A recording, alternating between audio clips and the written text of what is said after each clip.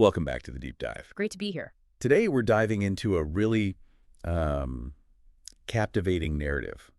It sort of blurs the lines between ancient prophecy and, well, maybe unfolding events. Yeah, it's quite something. We're working from this detailed transcript. It presents this almost mythical story. Exactly. And our mission really is to unpack it, pull out the key characters, the big moments, and what it all suggests about, prophecy, belief, maybe even the start of new eras. Mm-hmm. And the hook, it gets you right away. It starts with this 10-year-old boy who claims Kalki is coming. Yeah. Kalki, the final avatar of Vishnu, right? The one who ends the age of darkness. That's the one. And it's depicted as this warrior figure. Right. And the story, even though it sounds fantastical, it kind of unfolds with these surprising validations and really vivid imagery. It draws you in. It does. And what's interesting is how it's presented, not just as a story, but maybe something with deeper implications for the future. It mixes the everyday with the truly extraordinary. Yeah, it makes you ask, could this be more than just a tale? Okay, so let's dig in. The story kicks off in Rajasthan, Firozpur village, Jaisalmer district, ancient landscape, very evocative. Sun-drenched, yeah. And we meet Thakur Vikramaditya. He's the Sarpanch, the village head. Right. And the narrative paints him as this really benevolent guy. Good deeds, devoted, even does these annual yagnas, fire rituals for good rains and prosperity. A pillar of the community. But despite all that, he and his wife have this deep sadness. They can't have children. And they've apparently tried everything. They've really given up hope by this point, resigned to it, just pouring their energy into the village instead. It's right at that point when they've sort of accepted their fate that things change. Yeah, this is where the narrative introduces this almost fated moment. A hungry sage just shows up at their mansion. Okay. And the Sarpanch's wife, being charitable and respectful, she immediately offers him food. Standard hospitality, right? Sure. But then the sage, after eating, asks her point blank about the sorrow he senses in the house. And she tells him. She does. She reviews their childlessness. But importantly, she does it with this sense of acceptance, like this is her destiny. And this is where it gets, well, extraordinary. Totally. The sage gives her this astonishing prophecy. He says in exactly 9 months, she'll give birth to a son. Wow. But wait, there's more. He says it won't be an ordinary child. He'll be an avatar, a divine incarnation. An avatar. Yeah, destined to, quote, end future calamities. I mean, how do you even process that? She must have been so confused. Completely. The text says she didn't understand the full weight of it, and the sage just says cryptically, time will reveal all. And he promises to return. He does, pledges to return, leaving her with this huge, baffling promise. You can imagine the mix of hope, confusion, maybe disbelief. So how does her husband, the Sarpanch, take this news? He must have been skeptical. Oh, completely. I mean, think about it. All their past efforts, prayers, disappointments.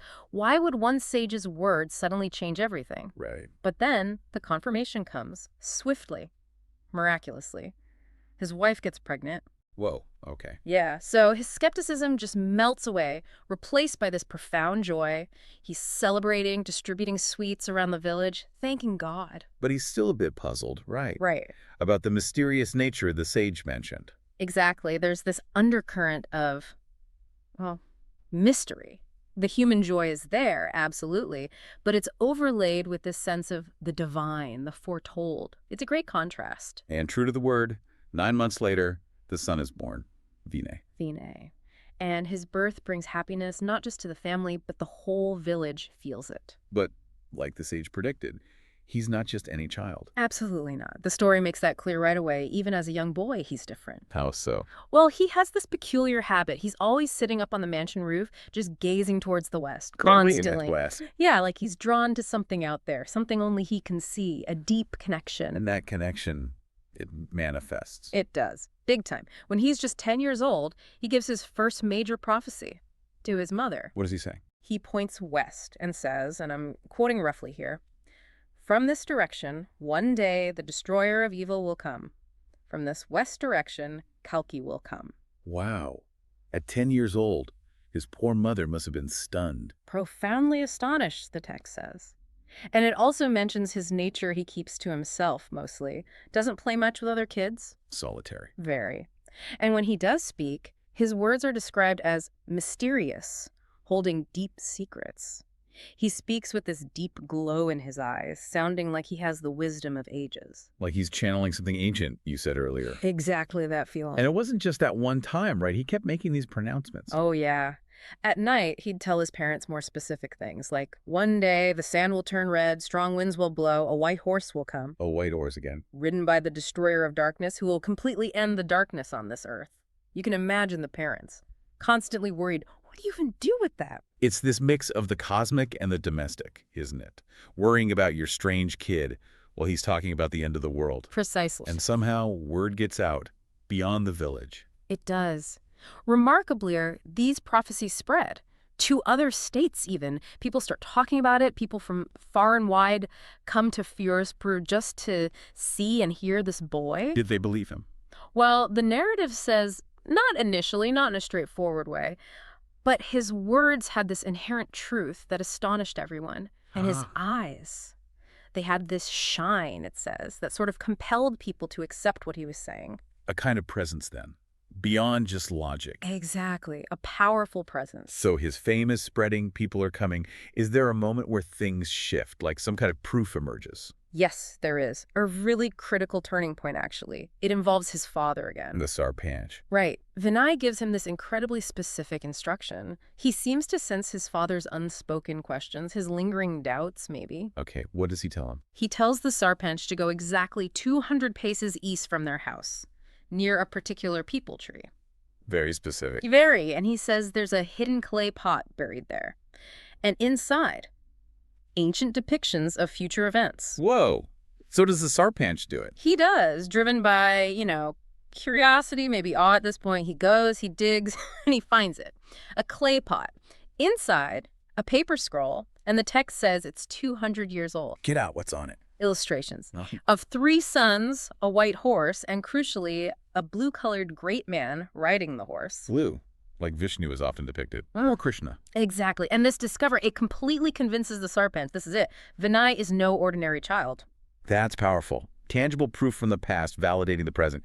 It really anchors the belief within the story. It does. It links the phenomenon of Vinay directly to historical prophecy, making the fantastic feel grounded. And just as this sinks in, something else happens, right? The sage returns. Yes. Incredibly dramatic timing. Exactly 10 years after his first visit. Vinay is now 10 years old. To the day. Seems like it. Midday.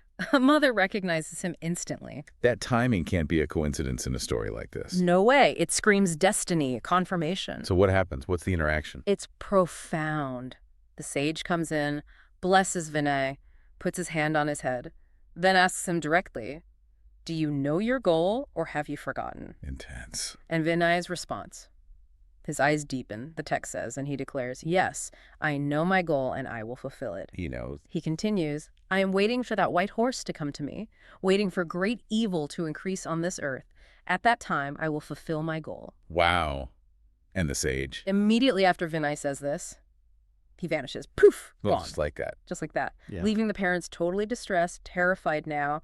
They realize they might actually lose their son to this huge destiny. Understandable fear. So the stage is set. The proof, the confirmation, the declaration. What happens next? The climax. It builds to this incredible climax on a stormy night. Yeah. Heavy rain, thunder, the whole works. Classic setting for something momentous. Right. Vinay wakes up quietly, leaves the mansion, and sees it. Approaching from the south, through the rain, The white horse? the shining white horse, its glow is described as intense, almost blinding, otherworldly. And the horse comes to him. Directly to him, stops right in front of him and bows its head, a sign of deference. Amazing. Then Vinay places his right hand on its head, and instantly, a red tilak, that divine mark, appears on the horse's forehead. Making it look divine, as the text says. Exactly. And then, the strangest part maybe, Vinay just goes back inside and returns to sleep. As if it was just Tuesday. Right, like it was the most natural thing in the world for him, just completing a step in the plan. That detail is really something. Okay, so the next morning. The next morning, Vinay says something chilling to his father. Father, you must forget me for a moment. Ooh, heavy. Yeah. The father, obviously troubled, asks him, who are you? Tell me your true identity. And Vinay answers. He does. He says, I am he who was born on this earth to destroy evil. But then he adds, but I promise to return to you once more. Ugh, that promise again. A return. It keeps that thread going. And that night, That's the final departure. The big moment. He opens the mansion door. The glowing white horse is waiting, radiating light so bright it's described like daylight. Wow. And as Vinay walks towards the horse, his body changes. Changes how? He transforms from this ordinary-looking child into a warrior. And his skin, it gradually turns blue. The blue color again. Yeah. Like the scroll predicted. Exactly. And get this, all the villagers, they were secretly watching, hidden perhaps, but watching, – filled with astonishment and fear. So it wasn't just a private family event. It was a public or semi-public revelation. Seems so. A manifestation of his divine nature for the community to witness, even in secret. And He mounts the horse, rides south, and after a short distance, he just vanishes. Gone. leaving the village, his parents, Everyone. to deal with the aftermath. And the aftermath is immediate. And strange. How so? For 3 days, the sun doesn't rise, just as Vinay had prophesied. It's 3 days of darkness. And the sand, the text says, genuinely turns red. Another prophecy fulfilled. Okay, that's eerie. And at night, terrifying sounds from the south where he vanished, like many people shouting, thousands of swords clashing, thousands of horses running, like a massive battle happening just out of sight. The villagers are deeply distressed. It's like the cosmic battle is bleeding through into their reality. Exactly, an auditory manifestation of the fight against evil he's supposedly undertaking. So after 3 days, the sun comes back. A new dawn breaks, yes. But Vinay doesn't return. The Sarpanch and his wife wait anxiously for a whole month. Nothing. Heartbreaking for them. But then another twist. Amidst all this loss and waiting, the Sarpanch's wife finds out she's pregnant again. Oh, unexpected. Totally unexpected. And the narrative points out the Sarpanch's reaction is interesting. He's more astonished than happy. Why? You'd think they'd be overjoyed. Because this time there was no sage, no prophecy, it wasn't foretold. It makes the miracle feel different, more personal perhaps, but also more confusing within the grand narrative they just witnessed. Right, it wasn't part of that divine script. Exactly. But it leads to another revelation. That same night, the Sarpanch has a dream. Vinay appears. Yes. Vinay comes to him and says, Father, in this life, I could not truly be yours. Acknowledging the avatar role, perhaps. But I am being born in your house again. And now I will be born as an ordinary child and accept you as a father. Wow. So a different kind of return. Not the warrior Kalki, but a son. A human connection, finally. Fulfilling that original deep desire they had. Precisely. And the next day, the Sarpanch is truly unburdenedly happy. He distributes sweets again, celebrating with his wife. The future is redefined. And the story ends with this sense of renewal. Yeah, a powerful final detail. After that day, it says, fresh air began to blow throughout the village as if an entire age had completely changed. So it's not just a family resolution. It signifies a larger shift. The end of one cycle, the beginning of a new, purified era. Classic mythological theme. Absolutely. It ties the personal story back to the cosmic implications. So we've walked through this whole incredible story, which, as you said, the transcript itself calls fictional. Right. It explicitly labels it fictional. Yet it's presented as a symbol of truth for a coming age, with connections drawn to the Bhagavad Gita, suggesting these events will happen when Kalki comes. It's this fascinating blend, isn't it? Myth, prophecy, human drama, symbolism, all rolled into one narrative. It really is. It makes you think, doesn't it? Yeah. How do we, as societies or individuals, decide which stories carry prophetic weight? Especially when they're labeled fictional but feel symbolically true. Is it the extraordinary signs, like the red sand or the glowing horse? Is it the personal transformations we see in the characters? Or something else entirely that makes a narrative resonate as truth? And maybe on a more personal level, how do we spot the signs in our own lives? The things that might signal big shifts coming, personally or even societally. Are we attuned to them? Or are we maybe waiting for a sage to show up, like the Sarpanch initially, needing that grand, obvious prophecy? Definitely food for thought. An amazing story to unpack. It really was. Well, thank you for joining us on this deep dive. Until next time, keep exploring.